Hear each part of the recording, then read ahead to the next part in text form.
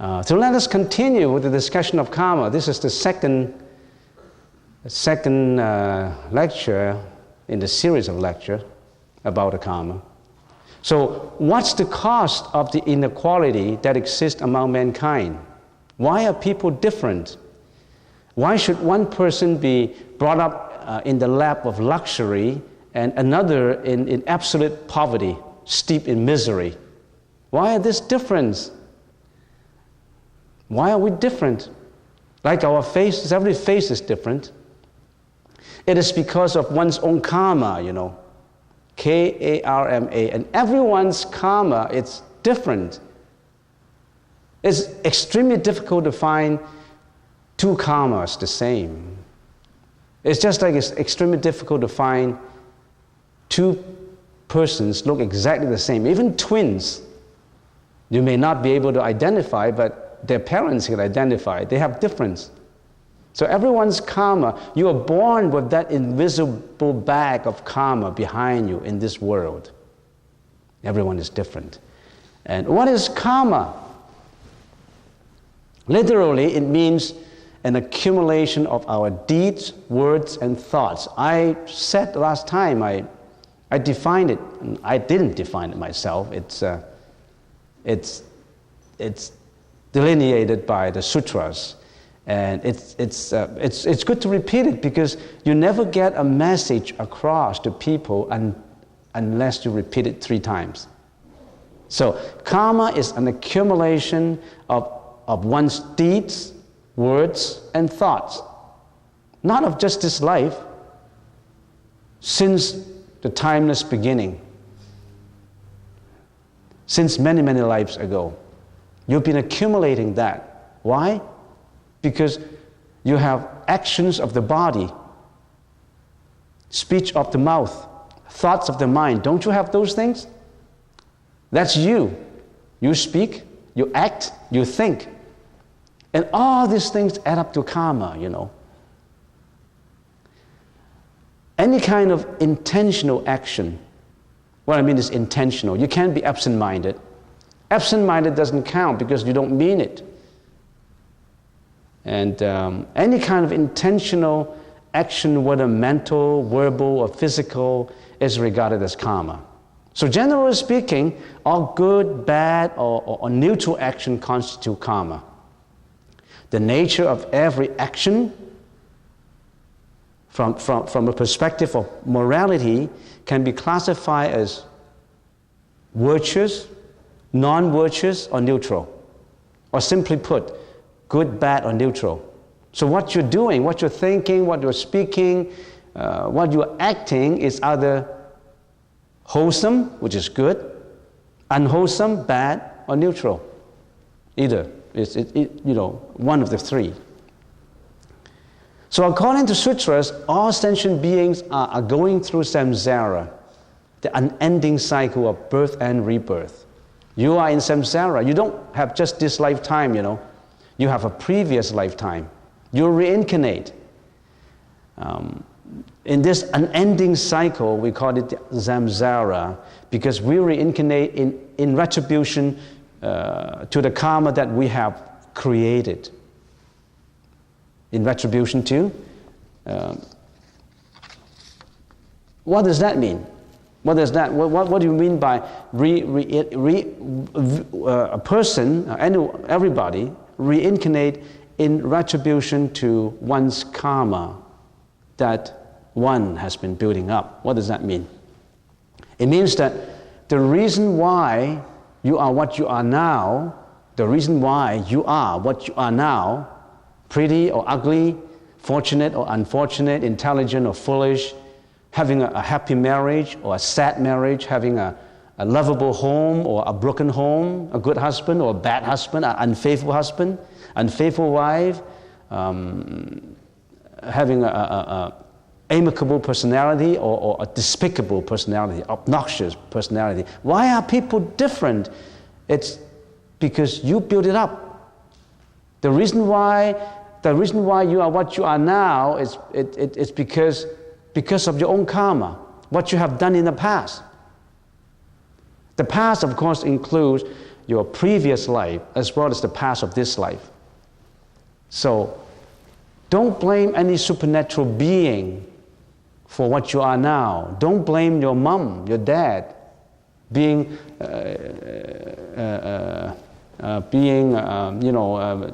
you birth to this world congenitally, give you that good look or that bad look, or give you the misery or the richness. It's you yourself who created this. Specifically speaking, some people may not understand, oh, karma, yes, we created karma. So how do we create karma? We've been creating karma. Well, how do we create it? You don't know about this? You don't even know how you create your own karma? That's what we call ignorance. You don't even know. In other words, the criminal was declared by the judge to say guilty. Not acquitted, it's guilty. And the criminal said, I didn't know what I was guilty of. I didn't even know. I'm sorry, you're sent to the chamber for sentencing, for execution, and still you don't know. You don't know what kind of mistakes you have made. Isn't that what we call ignorance? And ignorance is the root of all of samsara. How do we create karma? How do we in our daily lives, how do we create karma? Do you know how? How do you create? How do you exist? How do you respond to the outside world as an individual? You think, right? You speak. You act. How do you act? In your acting, you either act something wholesome or unwholesome, good or bad. Let's just streamline it to 10 things, because there's a whole spectrum of actions that you can do. Volitional actions, a whole spectrum, unlimited actions, unlimited speeches, unlimited words, unlimited thoughts. So we have to streamline our discussion into maybe 10 things. Did you kill? Have you ever killed?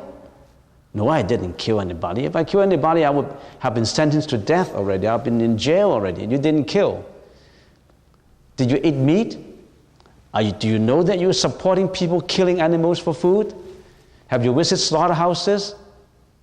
Did you go to the supermarket to buy steak, fish, meat, all these things? Where did these things come from? Come from killing animals. Do you know how animals get killed? You're not killing them directly, but you support the killing. If you don't eat meat, there will be no killing. You know how cows get killed brutally? How pigs, chickens get abusively killed, cruelly killed. Visit the chicken farms, turkey farms. Thanksgiving Day is coming up. That little roasted turkey appear on your dinner table, stuffed with all the stuffings you want. And you toast it. Reunion of family, everybody healthy and sound. And you don't know that all these turkeys have a family too. They also have children. They also have mom and dad. And you separated them, you kill them. You kill animals, you separated their reunion, and you're looking for your own reunion. That's what we call unwholesome. That's what we call killing. What kind of cruelty will render to animals? Unbelievable. You said you're not killing. You've been killing every day indirectly. That's your karma. And of course, some people hunt. They go hunting. They hunt deers, moose. In Africa, they hunt lions. They hunt animals. They kill animals for pleasure. That's karma. And if I just started to talk about killing, and you said you didn't kill, how much you have killed, directly or indirectly. Second, did you steal? I didn't steal any. I never shoplifting. I never did anything like that. Stealing means greediness. Do you have greediness in your mind? Do you have that tendency or that subconscious to steal? Do you have that subconscious to possess, to get possessions that don't belong to you? Oh, you do. I do. Subconsciously. But I can stop it right at where it originates. Can you stop that? Stealing. If we want to cover the subject of stealing, we can go into details as to how we actually are committing stealing every day.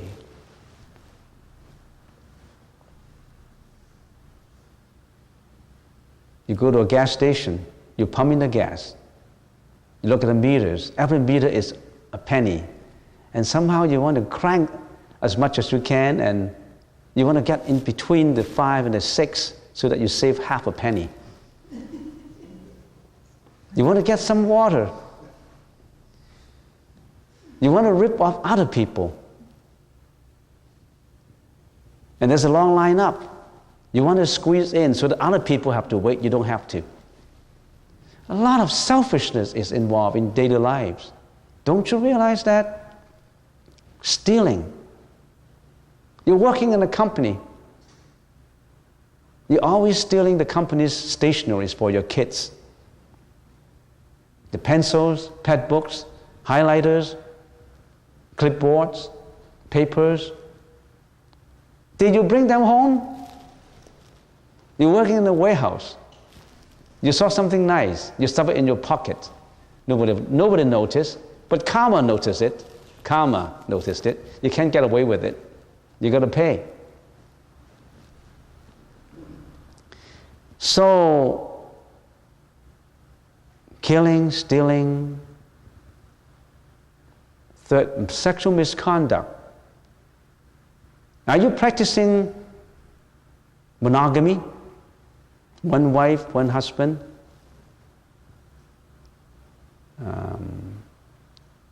Are you actually doing promiscuity? Promiscuous.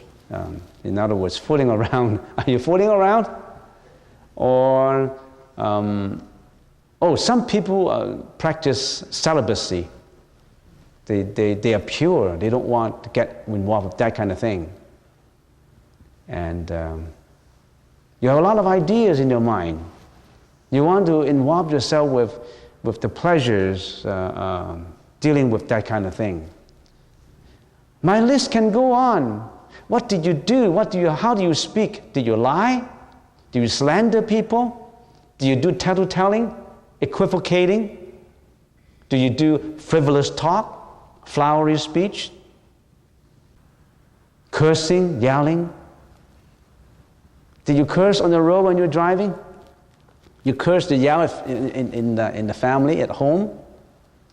All these actions, volitional actions pertaining to the body, to your speech, to your thought. How do you think? Are you egoistic? Are you compassionate? Are you kind? Are you generous? So I'm giving you a lot of negative stuff. How about the positive stuff? Killing. How about people who are kind and compassionate? Vegetarian. They never kill animals. They're kind to animals. They're struggling for animal rights. And there are some people who demonstrate for showing objections to cruelty to animals and the training of animals for the zoo. Do you know how elephants get trained? How animals, lions and tigers and monkeys and dogs get trained for entertainment, for zoos? Oh, it's cruelty. Elephant, 2,000 pounds of elephant have to be trained to stand on one foot. And they go starvation. They go on. They ill-treated animals when they're training them. So all these things, I can go on and go on, but I didn't have that much time to go on to say, what did we do? I didn't do anything wrong. You don't even know the wrongs that you have done. You don't even know the wrongs that I have done. I have done a lot of wrongs also. Slowly, we realized it. We know. We change, we reform. So, I said I give you the negative stuff. How about the positive stuff? Instead of not killing, you're being compassionate, you're kind, and instead of stealing, of course, you abstain from stealing, but you're giving out, you're generous, you are charitable, you want to give donations, you want to help others, you're very helpful. That's the positive side. You're helpful not only to your relatives and friends, you're helpful to people at large. Sexual misconduct, you're not doing that. No promiscuity, no fooling around, you're practicing celibacy. You modified your desire, you're an ascetic, you stay pure. You're practicing fidelity to the marriage. You're loyal. How about frivolous talks and cursing and yelling? You always watch your speech. You always mean what you say. You're always honest in your speech. You say the right thing. You're trustworthy. There's the positive and the negative sides. There's the wholesome and the unwholesome side. You created your own karma. You did all that, good or bad. Good karma, you cultivate the cause, would lead to the good effect. Bad karma, you cultivate the bad cause, would give you bad effect. So, the Samyutta Nikaya states, that's a discourse, there's a book called Samyutta Nikaya. It says, according to this, and I quote from there, according to the seed that's sown, so is the fruit you reap therefrom. Doer of good will gather good, doer of evil, evil reaps. Down is the seed, and thou shalt taste the fruit thereof. So that means happiness and misery are not rewards and punishment from a supernatural being. Not from a supernatural being. They are the inevitable effects of the causes that you have performed yourselves. The working of karma is not a subject which could be easily understood by the ordinary intellect. Only the Buddha can fully comprehend this intricate law, as it involves causation, the law of causality. Every thought, utterance, and deed of yours is a seed that ripens over time until it comes to fruition as an event or circumstance. Every action which is a cause will have a result. Likewise, every resultant action has its cause. But then some people may ask, you believe in karma, then does the doctrine of karma repudiate any notion of fate or fixed destiny, or you believe in a fixed destiny? Everything is predetermined. I did something wrong and I have this bad karma, so everything is predestinated. There's a destiny. That's fatalism. So I don't have to, nothing I can do. I've done something wrong and I faced it, and it's predestination. What can I do? No, that's not the attitude. Because you have every opportunity to create new favorable karma that leads towards progress. You also have that every opportunity to create bad new karma that leads you to a downfall. You do them with your own hands. You created them yourself. You understand? Karma is self-created. Let me tell you a story. At the time of Sakyamuni Buddha, once the Buddha was falsely accused of fathering a certain woman's child. Fathering a child, that means fooling around. So the Buddha was wrongly accused of fooling around with a woman and had a son. When the deceit was discovered, the Buddha's followers wanted to punish the culprit.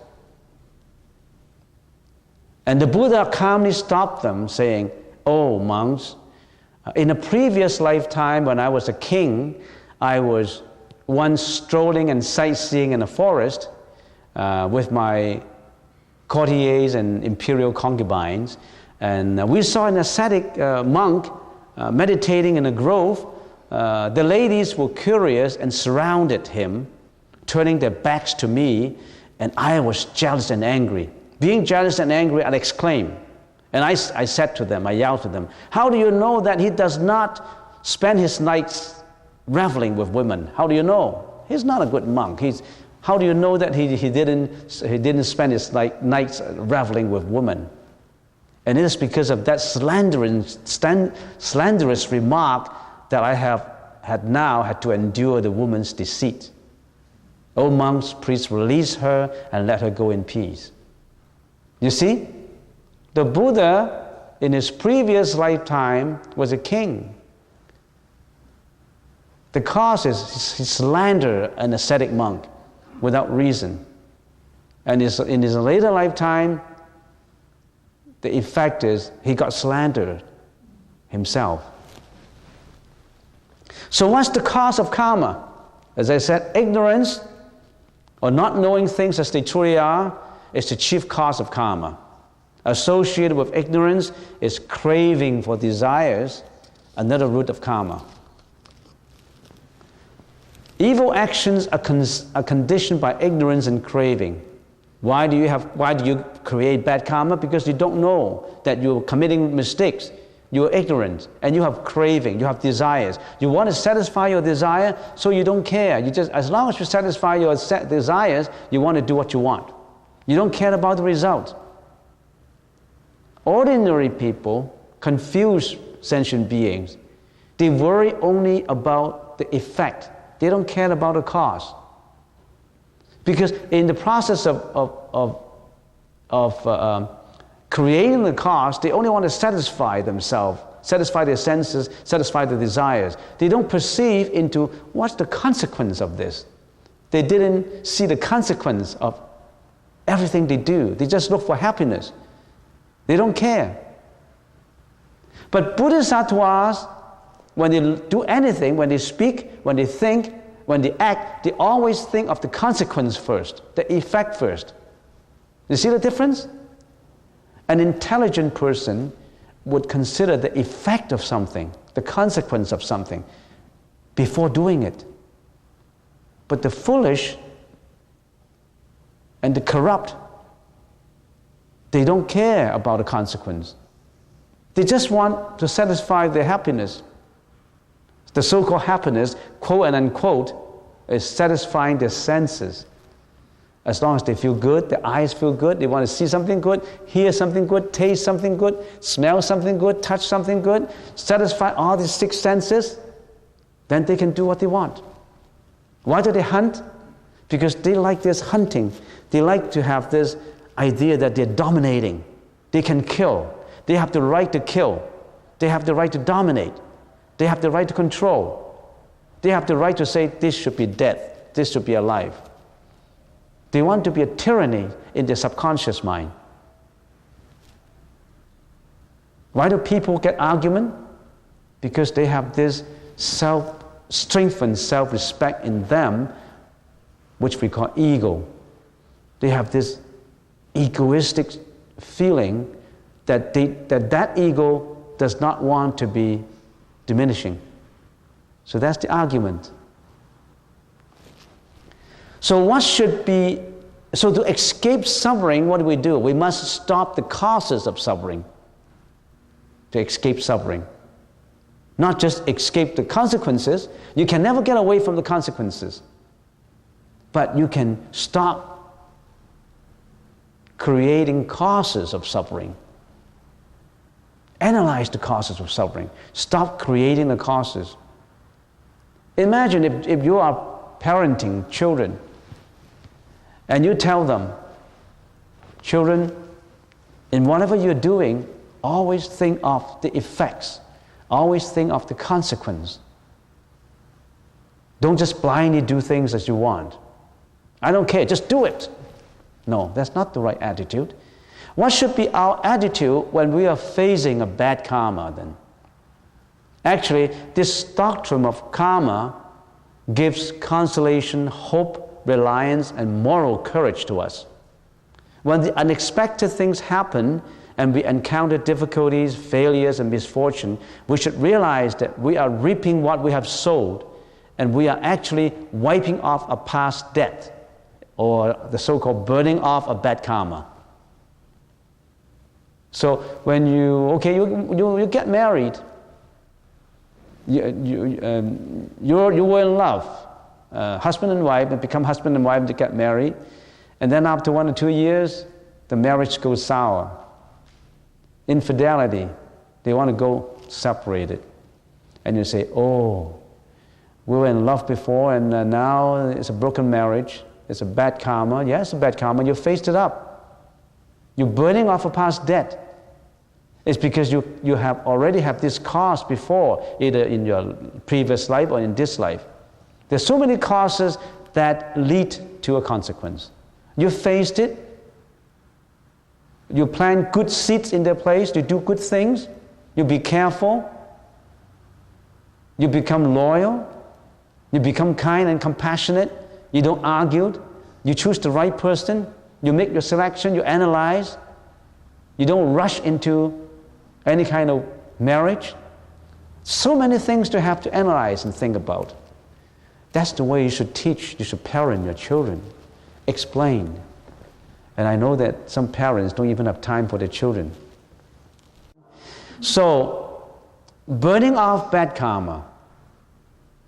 When you face difficulties, you're just burning off bad karma. Instead of hopelessly resigning yourself, leaving everything to karma, you should make a strenuous effort to pull the weeds and sow useful seeds in their place. For the future is in your own hands. So, there's so many kinds of karma. If we consider karma from the perspective of time, we have immediate karmas, we have subsequently effective karma, and we have indefinitely effective karma. 3 kinds. From the perspective of time. There's so many classifications of karma from perspective of morality, from time, from different angles. But for now, given the time that we have, why don't we consider karma with perspective of time? Some karma are immediate karma, subsequently effective karma, and indefinitely effective karma. What is immediate karma? So you realize the effect in the present lifetime for the causes you have done. You realize the effect immediately in this life, not waiting for the next life to realize the effect. You realize the effect in this life. And let me tell you a story to support that. At the time of Sakyamuni Buddha, a hunter who was going to the forest, followed by his dogs, met a monk who was proceeding on his alms round. Monks, they hold a bow and going on alms round and in the afternoon. So the monk was proceeding on his alms round, and there was a hunter going to the forest, followed by his dogs. And of course the hunter saw that monk. Oh, that's the monk, and they're going on alms round. And during the day, however, the hunter could not procure any game. He didn't kill any animals. He couldn't find any animal. So he didn't procure any gain. And he thought his bad luck was because he met the monk. I met that terrible monk, and that's why I have this bad luck. So he said, no, that's the reason. So while returning home, he met the same monk again. He met him again. And his anger was aggravated by this second encounter. You see, I was unlucky, and I met that monk, and now I met him again, and this monk is going to give me bad luck. And his anger was aggravated by this second encounter. The hunter was enraged and set the dogs on the monk. Go and get him. So the dogs rushed and tried to get the monk. The monk fled for his life, and climbed up a tree to avoid the dog. The hunter was infuriated, because the dog couldn't attack him. It was on a tree, climbing up a tree. The dog couldn't climb up, So the hunter climbed up the tree himself, and he used this arrow to pierce the soles of the monk's feet. spike at the monk's feet. The pain was unbearable, and the monk trembled and yelled for forgiveness. His robe fell down. The monk's robe fell down and completely covering the hunter, the rope. The excited dogs, thinking that the monk had fallen down a tree, attacked their own master and torn him to pieces. That's immediate karma. Immediately he got the karma. So that's what we mean by immediate karma. And that kind of immediate karma happens all the time. You lie, somebody found out. You stole something, the company found out, you got fired. You didn't pay attention to your education, you dropped out from school. So there's a lot, in daily life there's a lot of immediate karma. That's the bad side. The good side, after you become a Buddhist, you are so nice to your family members, and your wife said, "Hey John, you've changed. You are not the same person as before. You were much kinder. You were much compassionate. You were yelling all the time before, and now it seems that you changed your personality. What's wrong with you?" Something happened to you. That's immediate karma. Because you changed. Because you were influenced by the Buddha's teaching, by the energy around you, by your own subconscious thinking, by your own thought. You have seeds of thought in your alaya consciousness, and those seeds, water have been poured into them. Some fertilizers have been put into them by that monk or by some other people, by your gurus, by your teachers, by the books you read. This water, this fertilizers, with the sunlight of your meditation, of your investigation analysis, sprouts into shoots, little plants now. They're not flowering as yet, they're not blooming as yet, but there are these shoots coming out now. There's hope, there's greenery. And you start to be compassionate, you change, you're not egoistic anymore, you're not selfish anymore, and all the family members were happy. That's your immediate karma. You changed yourself.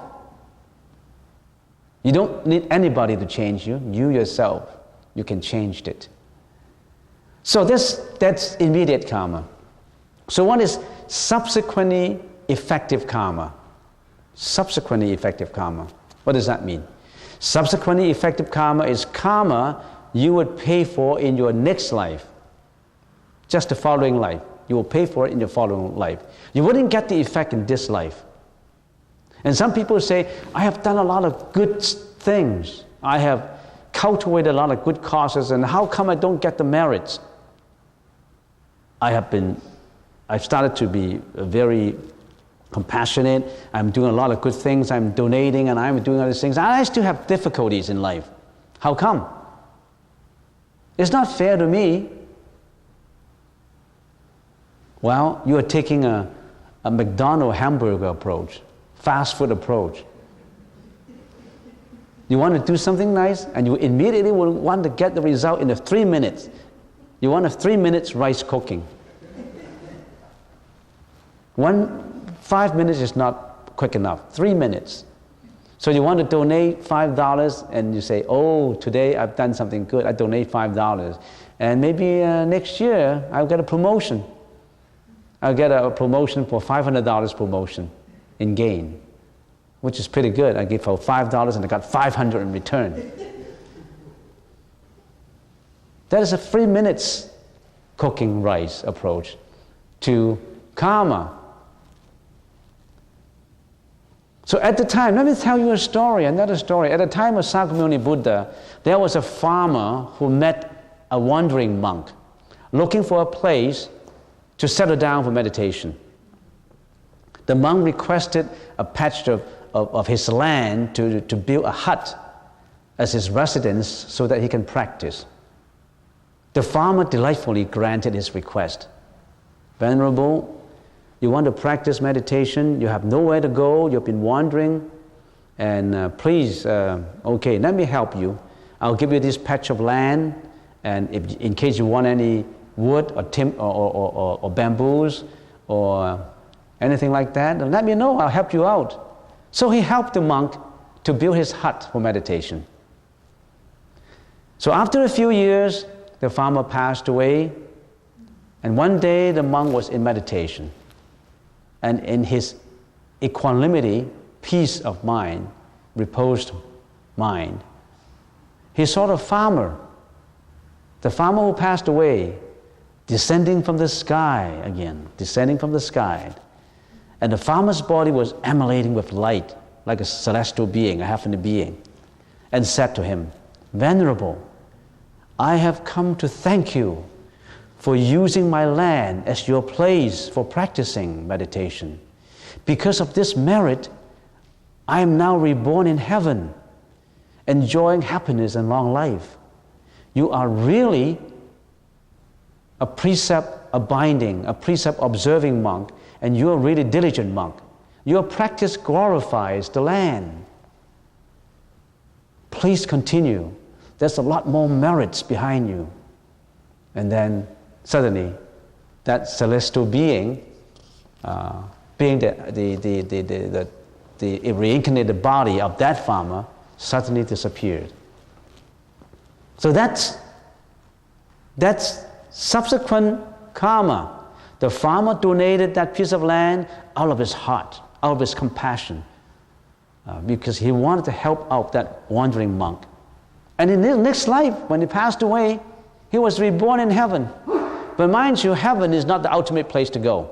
You still have to go into samsara. Heaven, you still have to die. You must get out from samsara. Even heaven is not the final destination. But if you build enough good merits, you're not in this world. This is not heaven. This is the kamadhatu, the world of desires with suffering. This is the world with suffering, with a mixture, with a combination of suffering and happiness. But in heaven, there's only happiness. We are not qualified yet. You and I, we were not qualified for going to heaven because you and I, we did bad karma as well as good karma before. If you did only good karma, you were already in heaven. You're not here listening to me. You're already in good heaven. But you are not in heaven. Why? We are of the same standing, more or less. We call that group karma. I told you the different kinds of karma. Group karma and individual karma. This world is for us all, you and I, as a group. We live in this world. This world is a group, collective karma for us. We share the same world. Save on Food, for example, that supermarket is a collective karma for every one of us because every one of us have that right to go in there to shop. There's a collective karma. You enjoy shopping, you go, everybody goes, Simpson Sears, Save on Food, there's collective karma. But in collective, that is the individualistic karma. Why? All these shoppers in Save on Food, in their pocket, the amount of money is not the same. Some people don't have to look at the price. They pick and choose the best. Organic, always go organic. They don't care about the price. They have a lot of money. And this miserable guy always have to take out this pet book. This is 50 cents less. This is 20 cents more. They always have to be on a budget. They didn't make enough money. They're always living in poverty.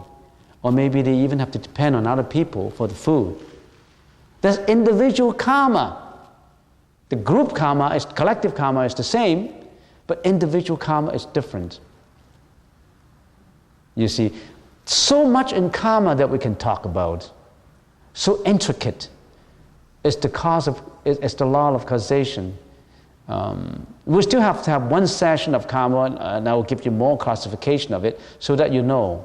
So when you look at, next time when you're shopping in the supermarket, you know, oh, I'm coming to a collective karma. And let's see how my, you can watch people. Everyone is different. And some people have to pick the cheapest. Some people, they don't care about the money. They have lots of money. Some people have good health, some people bad health. Some people always live in a lap of luxury, and some always steep in misery. And some people are intelligent, some people are foolish. Is it because of some supernatural being imposed on them? No. They created their karma themselves. So, third, indefinitely effective karma. Indefinitely effective karma, it's karma, the effect of which will result in some future lives, not the next life. Indefinitely effective, that means you've done something good or bad in this life, you don't get the retribution in your next life. But it could be in the third, fourth, or fifth, or indefinitely. So how does that mature? The maturity depends on causes and conditions put together. And somehow, you could see example like this. There's John, and he's a bad guy, and I know he's a bad guy. He has a bad, he's doing bad things, but he always seems to be lucky. First of all, he was born in a rich family, and he's healthy, he's good looking, he seems to get the best. But this guy is really selfish, He didn't really care. He squandered his money away, and he fooled around. He's womanizing this guy, and yet he had the best of everything. Why? It's unfair. He should be doomed. He shouldn't be so enjoyable in his life, in the luxuries of life. Do you know that all those good karma that he performed in his previous life mature in this life?